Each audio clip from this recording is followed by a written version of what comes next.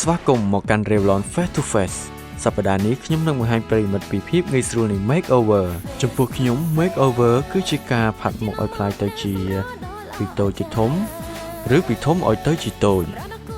ហើយក៏អរគុណចំពោះបេក្ខនារីខ្ញុំក្នុងថ្ងៃនេះចំពោះការចូលរួមហើយថ្ងៃនេះខ្ញុំនឹងបង្ហាញពីភាពងាយស្រួលពី Makeover ហើយខ្ញុំនឹងចាប់ផ្ដើមពីស្បែកការប្រើម្សៅទ្រនាប់ការផាត់ Concealer ហាត់ពណ៌បន្ទាប់មកគឺការផាត់ភ្នែកផាត់ចិញ្ចើមនិងបបោមាត់អ្នកត្រៀមហើយឬនៅខ្ញុំត្រៀមរួចហើយជាលើកដំបូងយើងនឹងផាត់ម្សៅទ្រនាប់មុនគេថ្ងៃនេះខ្ញុំនឹងចាប់ផ្ដើមជ្រើសរើសម្សៅទ្រនាប់ Revlon Colorstay 2-in-1 Compact Makeup and Concealer ខ្ញុំពិតជាចូលចិត្តវាខ្លាំងណាស់ព្រោះតែវាមាន Concealer ជាមួយនឹងម្សៅទ្រនាប់បាទហើយនេះគឺជាជក់ផាត់សម្រាប់របស់ខ្ញុំហើយខ្ញុំនឹងប្រើវានៅក្នុងថ្ងៃនេះតើអ្នកត្រៀមហើយឬនៅពេលដែលអ្នកផាត់ម្សៅទ្រនាប់អ្នកមិនបាច់ប្រើវាច្រើននោះទេដោយគ្រាន់តែយើងចាប់ផ្ដើមពីតិចសិនហើយផាត់វាឲ្យចូលមុខtechniqueរបស់ខ្ញុំគឺខ្ញុំចង់បិទបាំងវាឲ្យខ្លាំងបន្តិចខ្ញុំនឹងតបវាបែបនេះដើម្បីបិទបាំងស្នាមប៉ុន្តែបើអ្នកចង់ឲ្យមើលឃើញទៅដូចជាបែបធម្មជាតិគួរតែផាត់អូសថ្នមបែបនេះដូចជាការគូររូបភាពអញ្ចឹងអ្នកឃើញហើយថាវាមានភាពងាយស្រួលបែបនេះហើយសូមកុំភ្លេចផាត់នៅគ្រីនចន្លោះកន្លែងនេះហើយផាត់វាហើយផាត់ឲ្យសព្វនៅមុខបែបនេះ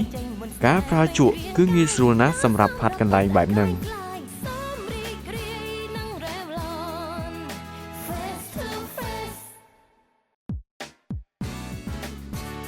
ខ្ញុំសូមពិនិត្យមើលផ្ទៃមុខខាងនេះបន្តិចតើយ៉ាងម៉េចដែរអូខេនៅពេលដែលអ្នកប្រើម្សៅទ្រនាប់ត្រូវពិនិត្យថាតើពណ៌ម្សៅស៊ីនឹងសាច់មុខរបស់គាត់ហើយឬនៅត្រូវហើយអ្នកត្រូវផាត់ឲ្យស៊ីគ្នាមិនសពេកហើយក៏មិនខ្មៅពេកហើយពេលនេះខ្ញុំរួចរាល់នឹងការផាត់ម្សៅទ្រនាប់ហើយបន្ទាប់ទៀតខ្ញុំនឹងប្រើ Concealer ពិតមែនហើយដូច្នេះនៅពេលនេះខ្ញុំនឹងប្រើជក់ជាមួយនឹងម្សៅទ្រនាប់ម្ដងទៀតសូមបើកភ្នែកទៅលើខ្ញុំនឹងប្រើវានៅទីនេះព្រោះនាងត្រូវការបិទបាំងនៅទីនេះច្រើនហើយខ្ញុំក៏ត្រូវការប្រើ Concealer នៅកន្លែងនេះដែរព្រោះនៅពេលអ្នកគូរចិញ្ចើមនោះវានឹងងាយស្រួល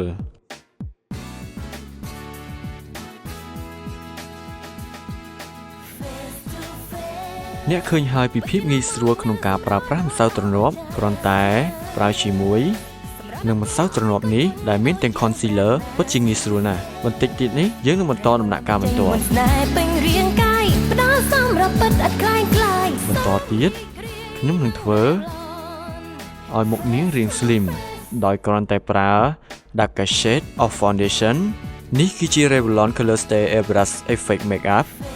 អញ្ចឹងខ្ញុំនឹងប្រើវាជាមួយនឹងជក់ Foundation ដោយប្រើវាតែបន្តិច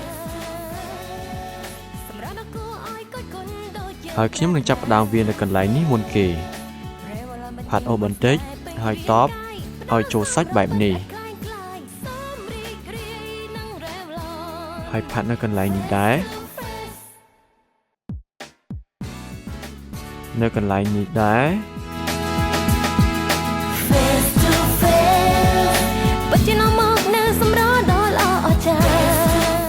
ខ្ញុំនឹងប្រើជក់តូចដើម្បីផាត់វាឲ្យចូលគ្នា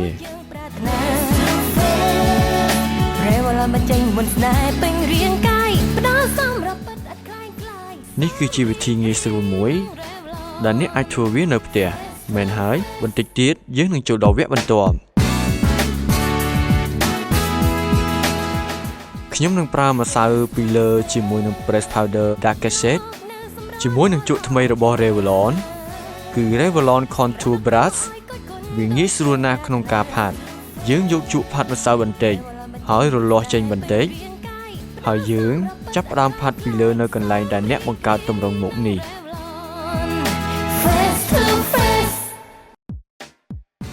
អ្នកអាចឃើញហើយបេក្ខនារីរបស់ខ្ញុំពេលនេះទម្រង់មុខតូចជាងមុន ដោយដែលខ្ញុំបាននិយាយរួចហើយគឺព្រោះតែផលិតផលសំណល់ចិត្តមួយនេះដែលធ្វើឲ្យការផាត់មុខរបស់ខ្ញុំទទួលបានការជោគជ័យគឺ Revlon Press Powder Dark Shade វាអាចនឹងមានពណ៌ដិតស្រអាប់ជាងស្បែករបស់យើងបន្តិចប៉ុន្តែជាមួយនឹងជក់នេះគឺវាងាយស្រួលបំផុតអ្នកគ្រាន់តែផាត់វាស្រាលៗពីជ្រុងនេះមកជ្រុងនេះថ្នមៗជាការស្រេចឃើញទេវាងាយស្រួលណាស់ឥឡូវយើងទៅដំណាក់កាលបន្ទាប់សម្រាប់ highlighting ខ្ញុំនឹងចាប់ផ្ដើមដោយ press powder in lighter shade ជាមួយនឹងជក់តូចនេះខ្ញុំនឹងចាប់ផ្ដើមពីក្រោមភ្នែកជាមុនដើម្បីផាត់ពីលើហើយខ្ញុំក៏ផាត់នៅកន្លែងនេះត្រូវធ្វើការដោយប្រុងប្រយ័ត្ន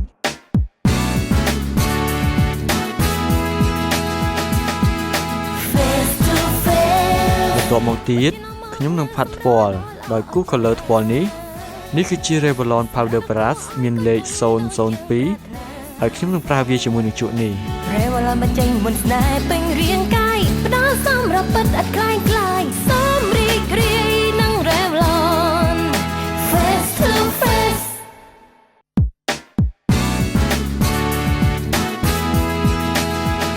ហើយជំហានបន្ទាប់នេះខ្ញុំនឹងធ្វើការប៉ាត់ភ្នែក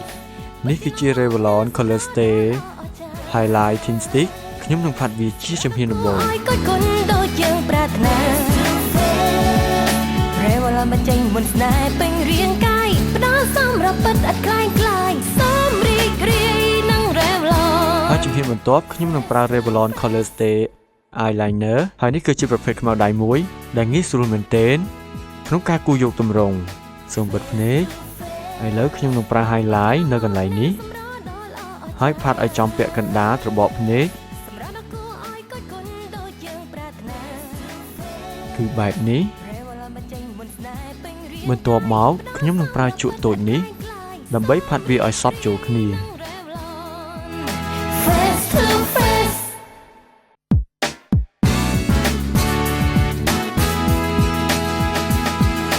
នៅពេលនេះខ្ញុំនឹងប្រើពណ៌ជំនួយបន្ថែមជាមួយនឹង Not Just Nude Eyeshadow Palette ពីព្រោះវាមានពណ៌ជាច្រើនសម្រាប់ឲ្យយើងជ្រើសរើសពេលនេះខ្ញុំនឹងប្រើពណ៌ខ្មៅជាមួយនឹងជក់ខ្ញុំគ្រាន់តែបន្ថែមនៅត្រង់កន្លែងនេះដើម្បីយកទម្រង់ឲ្យធំ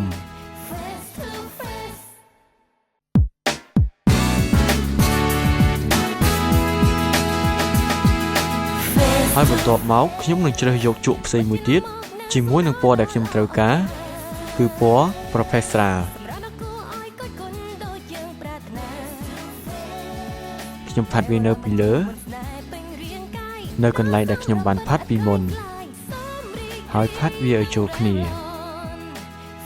ដោយផាត់ពីខាងក្រៅឲ្យវាចូលទៅខាងក្នុងហាត់ជាពាក់កណ្ដាលរង្វង់បែបនេះ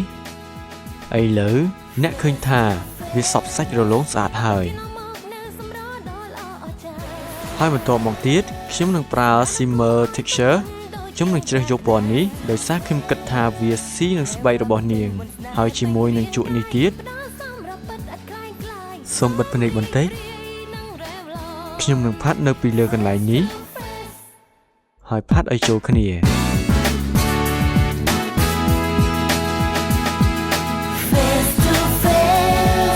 បន្ទាប់មកខ្ញុំនឹងប្រើ eyeliner pencil គឺដើម្បីគូសភ្នែកផ្នែកខាងក្រោមខ្ញុំតែងតែចាប់ផ្ដើមពីផ្នែកខាងក្រោមមុន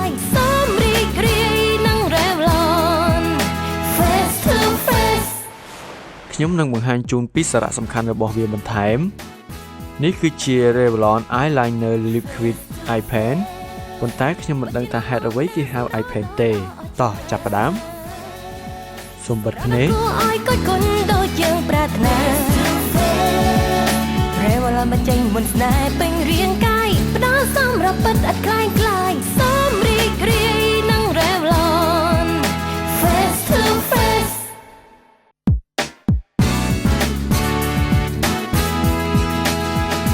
អូខេពេលនេះខ្ញុំនឹងលាប mascara ទៅលើរោមភ្នែករបស់គាត់ជាមួយនឹងផលិតផល Revlon នេះគឺជា Revlon Dramatic Definition Mascara គាត់គុណដូចយើងប្រាថ្នា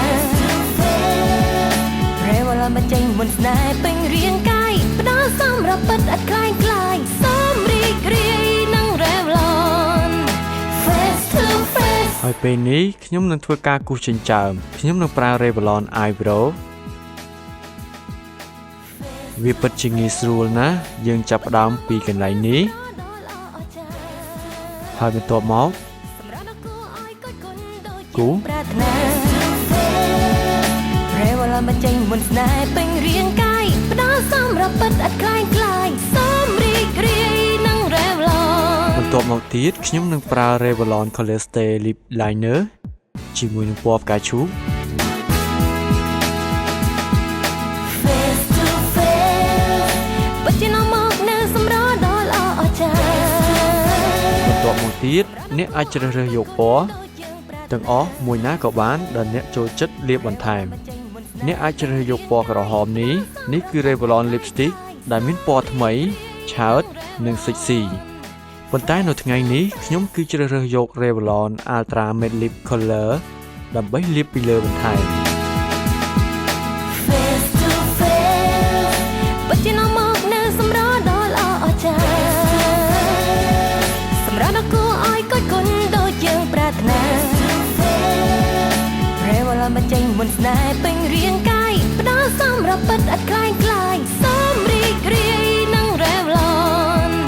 Face to Face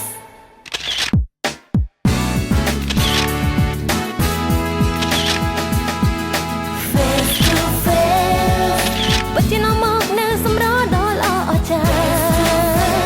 ការផាត់មុខ makeover ខ្ញុំថ្ងៃនេះសង្ឃឹមថាអ្នកទាំងអស់គ្នាចូលចិត្តសូមអរគុណច្រើន